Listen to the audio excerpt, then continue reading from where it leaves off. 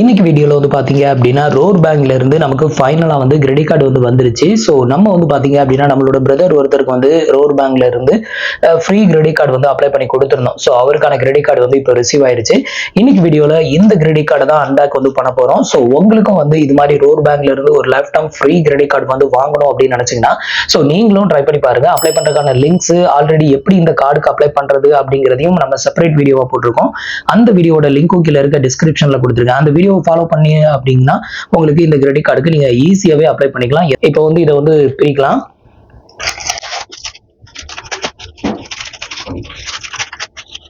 So பேக்கை வந்து பிரிச்சோம் அப்படின்னா இங்க வந்து பாத்தீங்க அப்படின்னா ரோர் பேங்க் அப்படின்னு சொல்லி மென்ஷன் பண்ணியிருக்காங்க. ஸோ இந்த ஒரு கார்டை ப்ரொவைட் பண்ணக்கூடிய பேங்க் வந்து பாத்தீங்கன்னா யுனைடி பேங்க். ஸோ அதை தான் இங்க வந்து மென்ஷன் பண்ணியிருக்காங்க. இதோட கார்டை வந்து அன்பேக் வந்து பண்ணலாம்.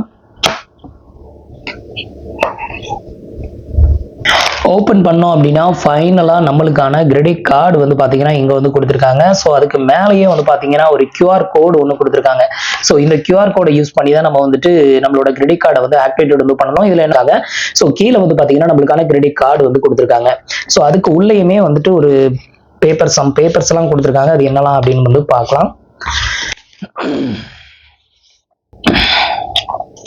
ஸோ அதுக்கு உள்ளேயே வந்து பார்த்தீங்க அப்படின்னா ரோர் பேங்க்ல இருந்து நிறையவே ஸ்டிக்கர்ஸ் வந்து கொடுத்துருக்காங்க. ஸோ இது வந்து பார்த்தீங்கன்னா அந்த இமோஜி மாதிரி ஸ்டிக்கர்ஸ் நிறைய வந்து கொடுத்துருக்காங்க. 1 2 3 4 6 இதில் ரோர் பேங்க் அப்படின்னு சொல்லிட்டு ஒரு ஸ்டிக்கர். இது ஃபுல்லாகவே வந்துட்டு ஸ்டிக்கர் தான். அடுத்தது வந்து பாத்தீங்கன்னா ஒரு இன்ஸ்ட்ரக்ஷன் பேப்பர் ஒன்று கொடுத்துருக்காங்க. இவ்வளவுதான், இந்த 2 பேப்பர் மட்டும் தான் வந்து உள்ள இன்சைட்ல வந்து கொடுத்துருந்தது. மற்றபடி வேற எதுவும் இல்லை. ஸோ ஃபைனலா வந்து பாத்தீங்கன்னா நம்மளுக்கான கிரெடிட் கார்டு வந்து கொடுத்துருக்காங்க. ஸோ இப்போ கார்டை வந்து எடுத்துடலாம்.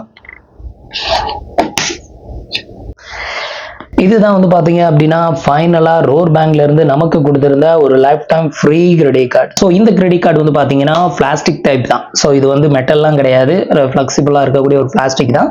ஸோ இந்த இடத்துல வந்து பாத்தீங்கன்னா ரோர் பேங்க் அப்படிங்கறத மென்ஷன் பண்ணிருக்காங்க. அதுக்கு கீழே வந்து பாத்தீங்கன்னா யூனிட்டி அப்படின்னு மென்ஷன் பண்ணி SFP அப்படிங்கறத போட்டிருக்காங்க. இதுல வந்து பாத்தீங்கன்னா கார்டோட டைப் வந்து பாத்தீங்கன்னா பிளாட்டினம் அப்படிங்கறத இங்க வந்து மென்ஷன் பண்ணிருக்காங்க. இங்க சிப் வந்து கொடுத்திருக்காங்க. பட் வந்து பாத்தீங்க அப்படின்னா இந்த இடத்துல ஒண்ணு மிஸ் ஆகும், உங்களுக்கே தெரிஞ்சிருக்கும்.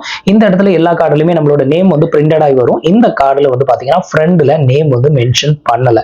அதுக்கு பதிலா கார்டு ஹோல்டரோட நேம் வந்து எங்க மென்ஷன் பண்ணிருக்காங்க அப்படின்னு கேட்டீங்கன்னா பேக் சைட்ல மென்ஷன் பண்ணிருக்காங்க. ஸோ இங்க வந்து பாத்தீங்க அப்படின்னா நேம் வந்து இளையராஜா எம் அப்படிங்கிறத இங்க வந்து மென்ஷன் பண்ணிருக்காங்க. மோஸ்ட்லி எல்லா கிரெடிட் கார்டு டெபிட் கார்டுலயுமே நேம் வந்து இந்த இடத்துல தான் மென்ஷன் பண்ணுவாங்க. ஏன்னா இவ்வளவு பிளேஸ் வந்து சும்மா தான் இருக்குது. ஸோ இந்த இடத்துல தான் மென்ஷன் பண்ணுவாங்க. பட் இந்த கார்டுல வந்து கொஞ்சம் டிஃப்ரெண்டா இருக்கட்டுமே அப்படின்னு சொல்லிட்டு இதுல card number, expiry month, CVV எல்லாமே இங்க வந்து மென்ஷன் பண்ணிருப்பாங்க.